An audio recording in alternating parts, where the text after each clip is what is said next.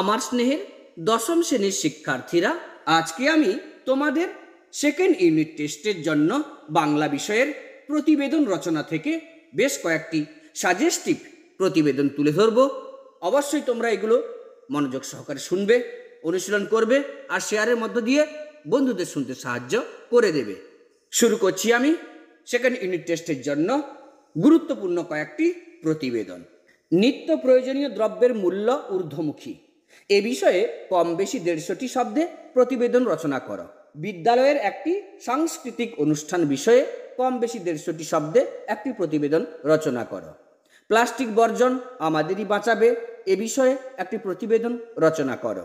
তোমার এলাকার জমা জলের কারণে মশাবাহিত নানা রোগের সমস্যায় জর্জরিত এলাকাবাসী, মারণ ব্যাধি ডেঙ্গু, এ বিষয়ে একটি প্রতিবেদন রচনা করো।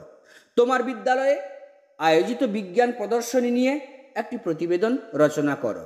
দূষণের হাত থেকে পৃথিবীকে বাঁচাতে হলে একমাত্র বনসৃজনের প্রয়োজন, এ বিষয়ে কম বেশি 150টি শব্দে একটি প্রতিবেদন রচনা করো। অতিবর্ষণে দক্ষিণবঙ্গ প্লাবিত, এ বিষয়ে কম বেশি 150টি শব্দে একটি প্রতিবেদন রচনা করো। পথ নিরাপত্তা সম্পর্কে সাধারণ মানুষকে সতর্ক করতে পথে নামলো ছাত্রছাত্রীরা, এ বিষয়ে কম বেশি 150টি শব্দে একটি প্রতিবেদন রচনা করো। চন্দ্রযান-3 উৎক্ষেপণ হলো, এ বিষয়ে কম বেশি 150টি শব্দে একটি প্রতিবেদন রচনা করো। তোমার এলাকায় অরণ্য সপ্তাহ পালন হলো, এ বিষয়ে কম বেশি 150টি শব্দে একটি প্রতিবেদন রচনা করো। বিদ্যালয়ের স্বাধীনতা দিবসের 75 বছরের পূর্তি উদযাপন, এ বিষয়ে কম বেশি 150টি শব্দে একটি প্রতিবেদন রচনা করো।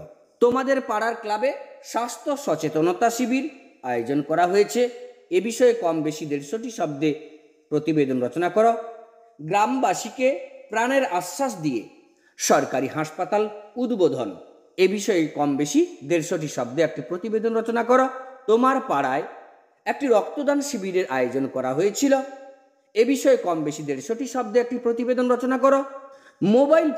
মোবাইল ফোন কানে রাস্তা পার হওয়া বিপজ্জনক, সেলফি তুলতে গিয়ে দুর্ঘটনা, এ বিষয়ে কম বেশি 150টি শব্দে প্রতিবেদন রচনা করো।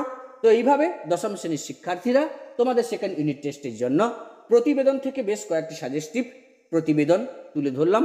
অবশ্যই তোমরা এগুলো অনুশীলন করবে, পরীক্ষায় কমন পাবে। তোমাদের সফলতা কামনা করি। ধন্যবাদ।